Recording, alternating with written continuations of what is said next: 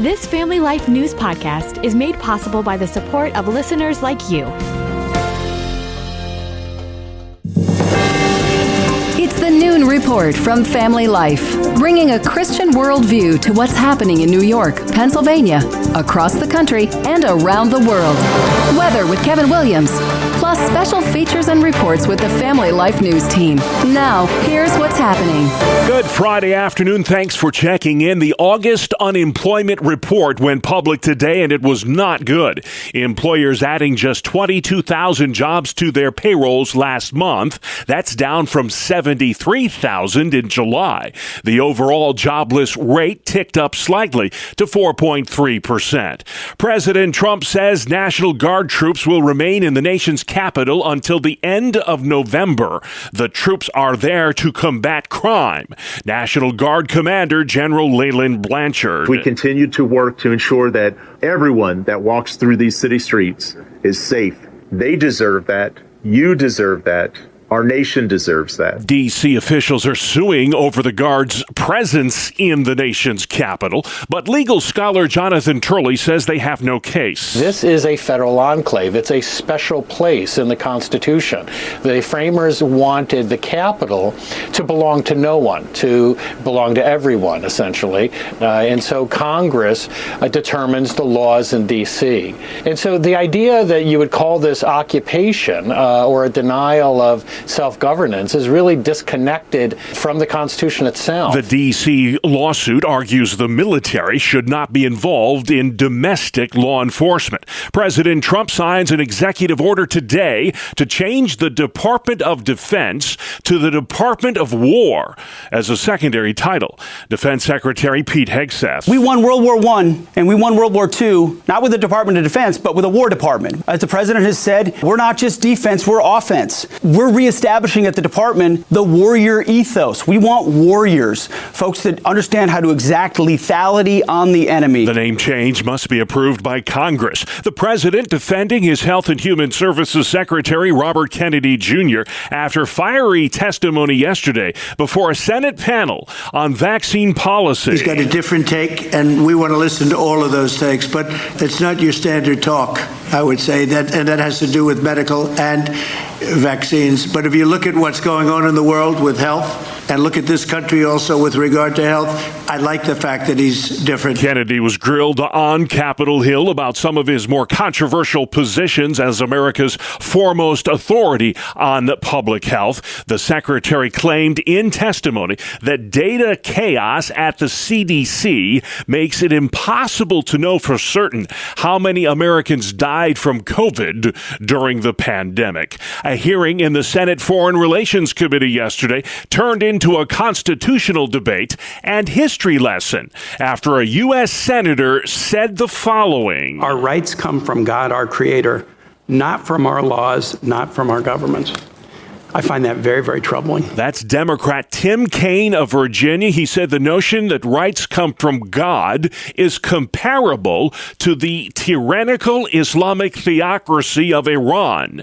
Texas Senator Ted Cruz did not take kindly to that comment. That radical and dangerous notion, in his words, is literally the founding principle upon which the United States of America was created. Cruz said government does not give us our rights. It exists to protect them. Supreme Court Justice Amy Coney Barrett is defending her vote to overturn Roe v. Wade, the 1973 decision that legalized abortion in all 50 states. What the court is trying to do is see what the American people have decided. And sometimes the American people have expressed themselves in the Constitution itself, which is our fundamental law, sometimes in statutes, but the court should not be imposing its own values on the American people. That's for the democratic process. Barrett, in her first TV interview since she joined the court 5 years ago, she has a book entitled Listening to the Law, due out next week.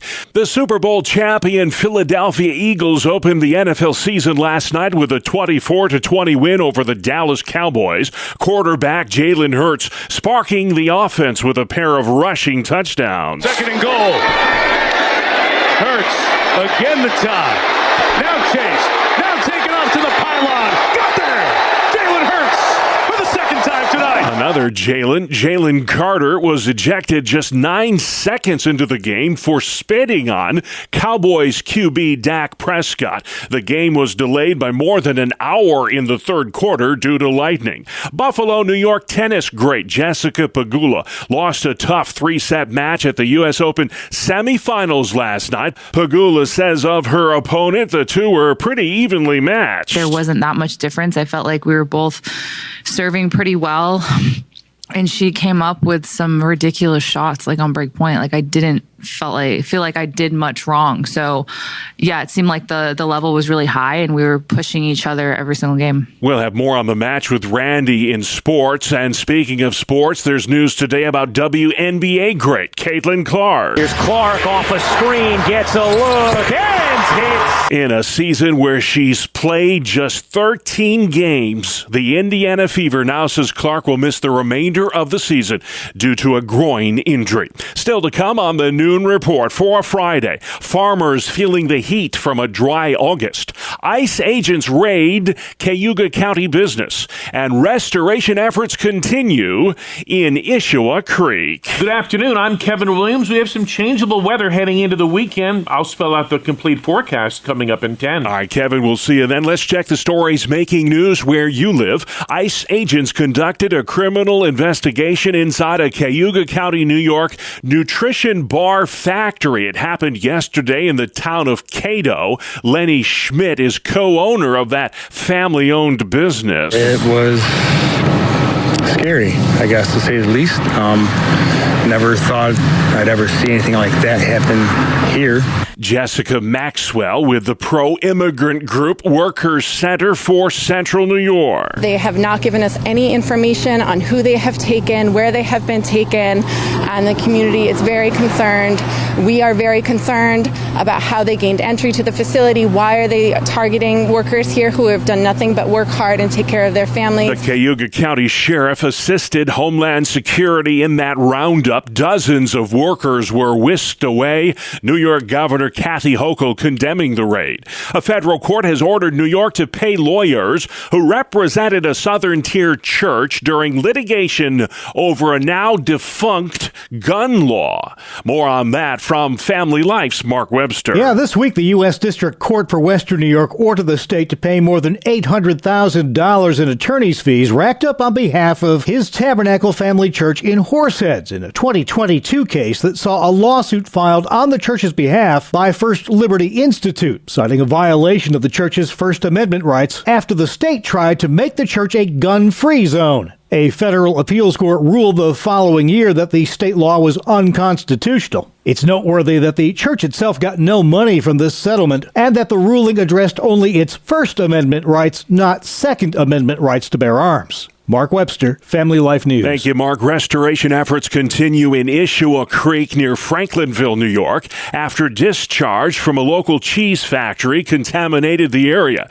Tens of thousands of dead fish showed up in the water as far as 10 miles downstream from that factory, the Great Lakes Cheese Factory. There needs to be an investigation and accountability just to ensure that this does not happen again. State Senator George Borrello says production at the cheese factory has been halted. That's bad news for area dairy farmers. Tens of thousands of dairy cows and farms across the region that right now don't have a market for their milk until that plant is back up online. The DEC says public drinking water was not impacted by the discharge incident at that Franklinville cheese factory. This past August was one of the driest on record in central Pennsylvania, and now farmers are feeling the heat as they approach harvest season. Most are seeing lower crop yields. Come time to pay the bills, I think it's very difficult. You went to your local produce stand and there's still sweet corn there,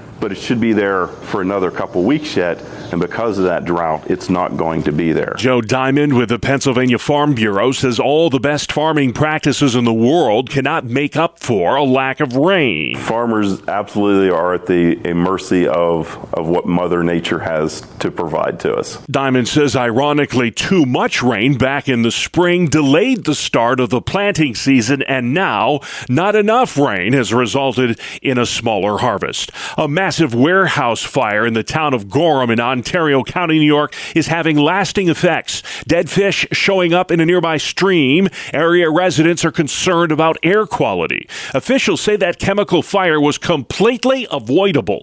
Thousands of bottles of expired hand sanitizer went up in flames over the Labor Day weekend. Everyone worked hard on this to try to eradicate this material from this building and keep our residents safe. And we all know now how unsafe that business was. State Assemblyman Jeff Callahan says the entire building acted as an accelerant for the fire. That's an ungodly amount of hand sanitizer to be there. And what could have happened in this situation was unbearable. The expired hand sanitizer was packed on pallets up to the ceiling inside that warehouse. The owner of the building could face criminal charges. No word yet on what sparked the fire. It's not often that Pennsylvania Republicans would share a stage with New York Democrat Alexandria Ocasio-Cortez, but that's exactly what happened yesterday. Pennsylvania Representatives Scott Perry and Brian Fitzpatrick found themselves standing shoulder to shoulder with AOC in a quest to ban stock trading by members of Congress and their families. When many Americans say, why can't any of you people get together on anything? Up here you have the left and the right standing on the stage for the same issue, for the same cause, which should be an indicator to everybody that this is absolutely the right. This is one of the times when the American people and Congress can get a win. Pennsylvania Republican Brian Fitzpatrick is the sponsor of the bill to ban members of Congress from trading stock. No word yet on whether the House Speaker will bring that measure up for a vote. And the Buffalo Bills are gearing up for their season opener this Sunday night at home against the Baltimore Ravens. Family Life's Dee Haley has everything you need to know if you go. As the Buffalo Bills get ready to host the Baltimore Ravens Sunday night, the Erie County Sheriff's Office is reminding fans heading to Highmark Stadium to plan ahead for traffic and parking changes. Bills officials say ongoing stadium construction has resulted in the loss of more than 1,000 parking spots normally used by staff RVs and overflow vehicles. To make up for some of the lost space, the team has partnered with Erie County and SUNY Erie South Campus to provide extra parking. Stadium lots open at 4:20, gates open at 6:20, and game time is 8:20 p.m. Dee Haley, Family Life News. All right, can't wait for another season of football. Thank you, Dee. More sports next. It's the 2-minute drill right here on the Family Life Noon Report. Good afternoon, I'm Randy Snavely. Bob, the football season got off with a wacky start. Eagles defensive tackle Jalen Carter was ejected from the game just 6 seconds into the game for spitting on Dallas Cowboy quarterback Dak Prescott. Then the game got delayed for more than an hour due to lightning in the third quarter, but they finally got the whole thing in, and the Eagles outlasted the Cowboys 24-20. Jalen Hurts and Saquon Barkley combined for 3 rushing touchdowns in the victory. On to baseball, the Yankees came away with a series win after topping Houston 8-4. Ryan McMahon went 3 for 4, hit a home run. Trent Grisham hit a 3-run shot. The Yanks 3 games back to Toronto for the lead in the AL East. How about the Pittsburgh Pirates and Paul Skeens?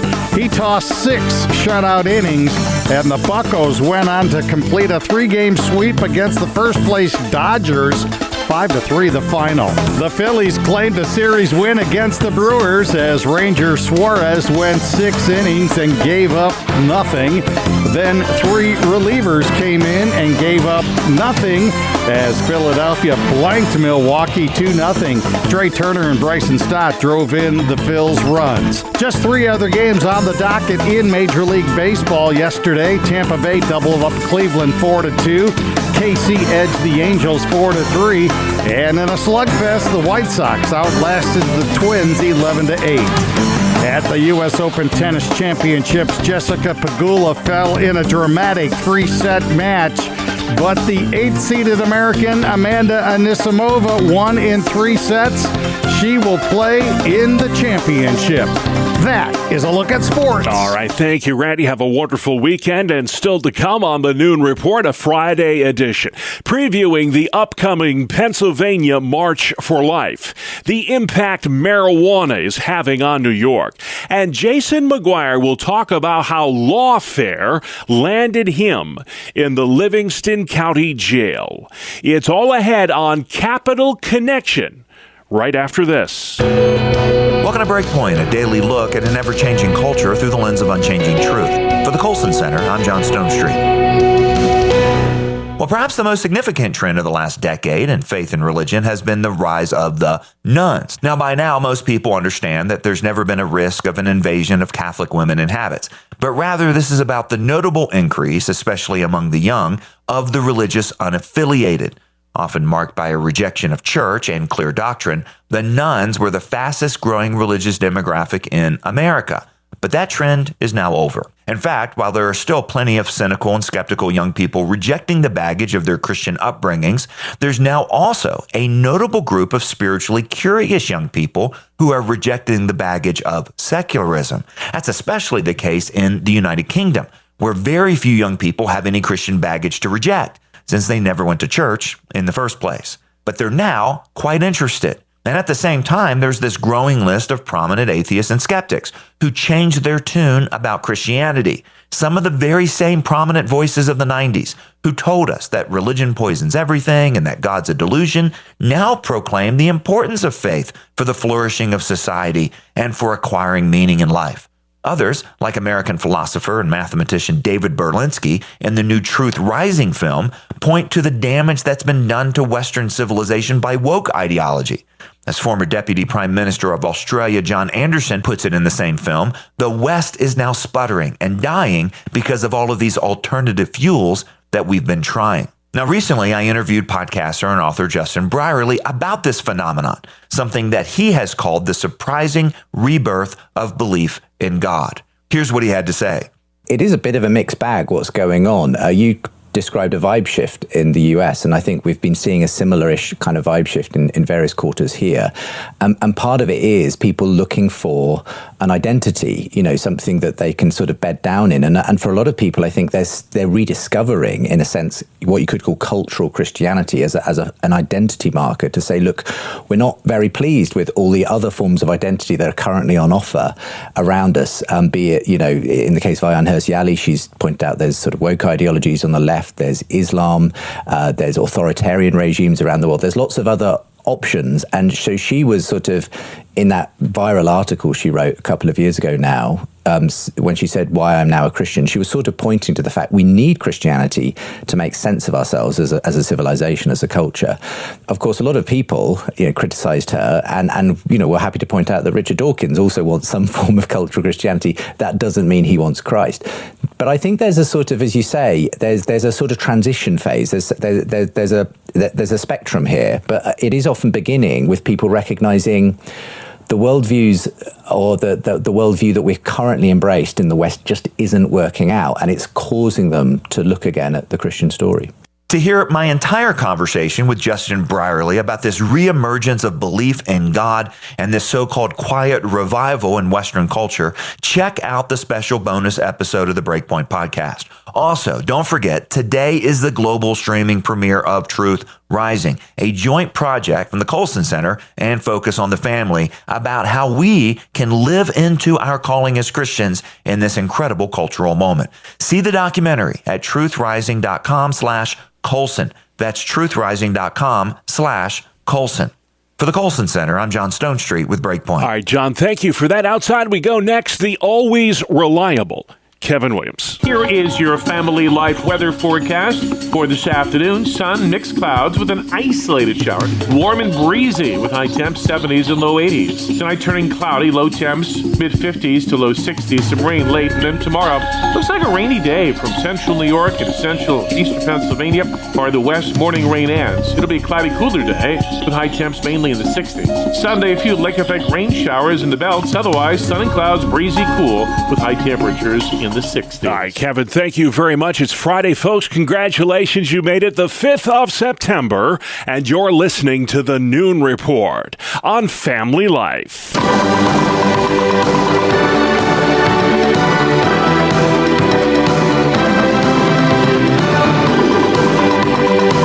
This is Capital Connection.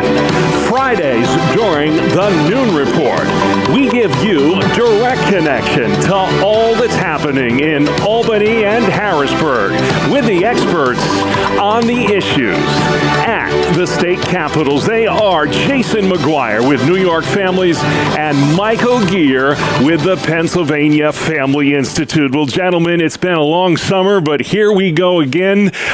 Great to have you back on the program. And Michael, I want to begin with you. Pennsylvania doesn't have a state budget, 65 days and counting. What is the holdup, sir, and who bears most of the blame for this spending impasse, the governor or the legislature? Well, it's a combination of both. We have divided government in Pennsylvania, which in many respects is kind of a good thing because what the governor wants to do is spend us on a credit card. Senate Republicans are saying that we can't afford it as a state, so that's why the standoff continues. All right, we'll see where it goes. Who's going to blink first? Jason, it's called gerrymandering, and there seems to be a lot of that going on these days. Texas, California, Illinois is threatening, and New York State is threatening some redistricting retaliation. I got to ask you, is this constitutional, what the Democrats who rule the roost in Albany are doing, and could it backfire on Democrats if they go down this road? Well, potentially, I think it could backfire. We have been down this road before. In fact, the maps that were produced by the Democratic parties were found to be very gerrymandered, and so really this went back and forth in the courts and ultimately ended where it did in its current state. But really, New York can't do anything as far as redistricting until 2028. If they're going to propose a constitutional amendment, that's got to pass through two successive legislatures, and so the voters won't see that measure until 2028. This is Governor Kathy Hochul and other Democrats trying to make a lot of noise ahead of the 2026 midterms, but redistricting in New York will not impact that. So much for doing this once every 10 years. It seems like it's happening a lot more than that these days. Michael, I know you're excited later this month. It's here already, the 5th annual Pennsylvania March for Life. It's one of the largest gatherings there is at the state capitol in Harrisburg. It's coming up, I believe, Monday, the 22nd of September. What's on the agenda this year, Michael, and why is it so important that you continue to bring up these life issues in Harrisburg? Well, it's a really exciting program. We start at 10 a.m. there at the base of the Capitol steps with praise and worship. Then at 11 is the rally, and then the march around the Capitol after that. The purpose of this is to raise a consistent voice that the sanctity of life must be protected from conception until natural death. And the legislature gets to hear that message. The governor gets to hear that message as the thousands of folks show up at the Capitol steps. Yeah, and although recreational marijuana, Jason, has been the law of the land for several years now, you're writing about this on your website. New York has gone to pot, quite literally.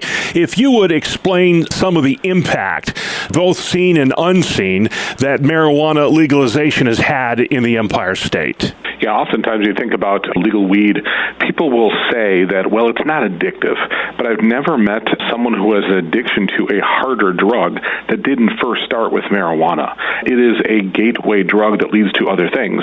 And to be honest, I really think there is some addictive qualities to marijuana.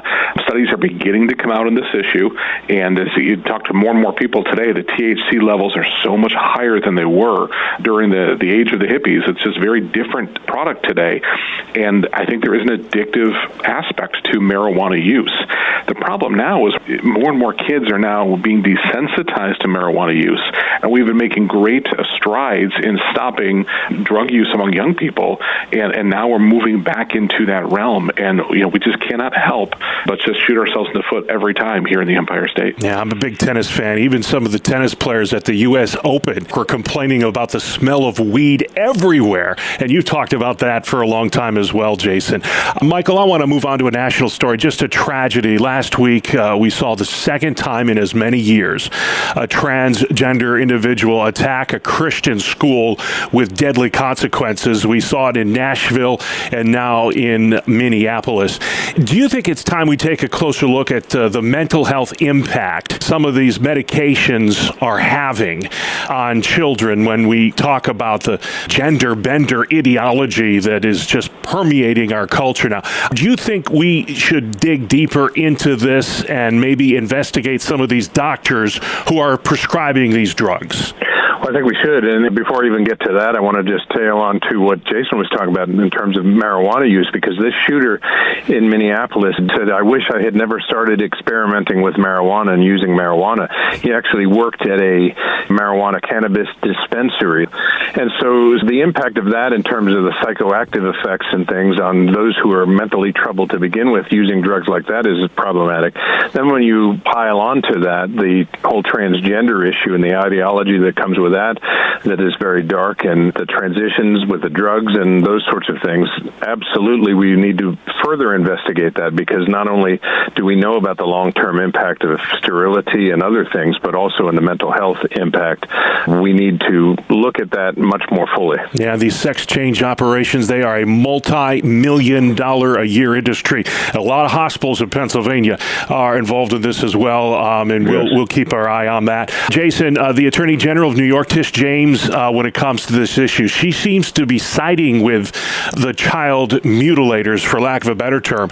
She is suing to stop a Trump administration policy that would prevent these sorts of life-changing surgeries. Why is science not on her side, and why should the law not be as well? There's no other aspects of society, nothing we can look at in medical realms that would say lopping off perfectly good parts of the human body, organs that are functioning, things that work as they should. We wouldn't say that's a good thing. If someone came to us and said, I want to lose my left arm, we would treat them for mental health conditions. But when it comes to the transgender issue, it seems like politics and what's politically correct tends to get in the way. Nationally, we see that the shift is occurring. People are rejecting these types of transgender surgeries, the hormonal procedures that are there. We see them as damaging to children.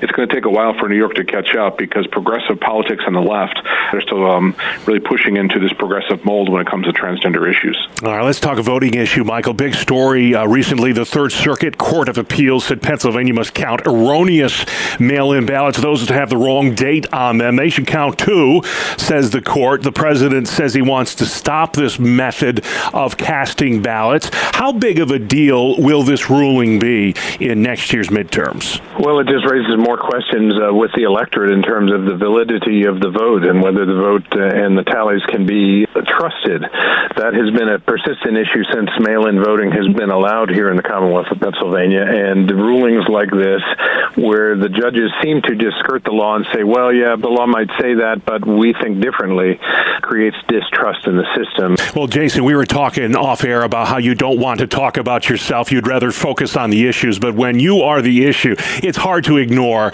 And you were a story this summer. You have one more weekend to serve before you are free from the grip of the New York State Attorney General. If you would explain to our audience, those who aren't familiar with your story, what happened and what have you learned about your faith, about the criminal justice system, about what taking a stand for Christ looks like over these last 2 months? Yeah, Bob. So as your listeners are, probably many of them are aware and some are unaware, over the last several years, our organization and myself personally have been under investigation by the Attorney General's office. We believe that has been a fishing expedition, and that it is a result of Letitia James' lawfare. Nonetheless, at the end of that process, rather than opting to go through two separate trials that would have cost us $250,000, we opted to accept two misdemeanor charges. At the sentencing, the Attorney General's office put out defamatory headlines lines that made many false claims about what she says I did. That's something that we're going to be pursuing legal action over. This was just wrong. At the sentencing, however, I received 53 days of incarceration, and at the time that we're listening to this air, I'm about 6 hours away from surrendering for that final sentence in county jail. So I'll be there for the weekend, and when we get out, we start now the next phase of really looking at this issue and going after this from a legal perspective, and really, frankly, to try to restore some of the reputation, financial loss that has occurred, just to try to right the wrongs that have occurred through the injustice of Letitia James Lawfare. All right, we'll be praying as we always do, Jason. And if you know Jason, he's already started a jail ministry there in Livingston County, turning what man meant for evil into good. Hey, if you have questions about any of the topics discussed on today's programs, or you'd simply like to learn more about Jason and Michael and their ministries, there are ways you can do that. Michael, what's the best way folks can find you? Our website is pafamily.org. And Jason, how can folks find you online? NewYorkFamilies.org.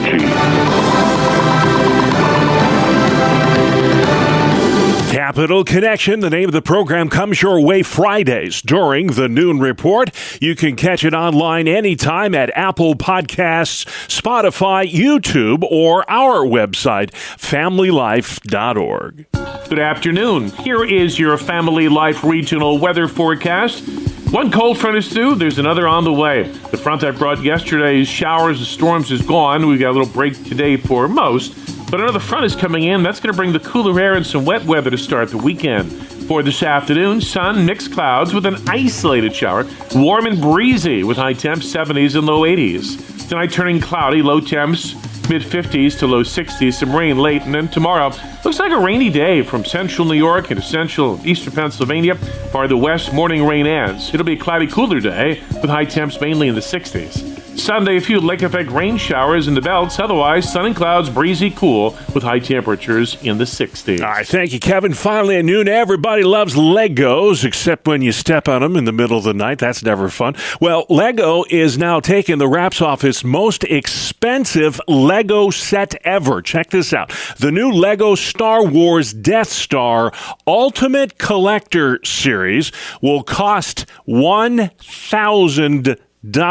Yeah, it's comprised of a staggering 9,023 pieces. When built, half of this space station is open to feature iconic scenes from the movie Star Wars. The set will go on sale first for Lego Insiders October 1st, and then everyone else October 4th. I want to know, how do you get to be a Lego Insider anyway? That's our world. The world we live in. Friday, the 5th of September. I'm Bob Price. Family Life News. You've been listening to the Noon Report, heard weekdays on Family Life. Thank you for listening.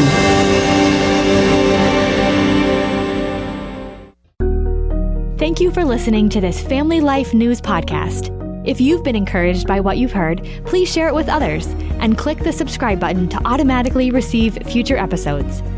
Family Life is a listener-supported ministry. Podcasts like this are made possible by your financial partnership. Find out more at familylife.org.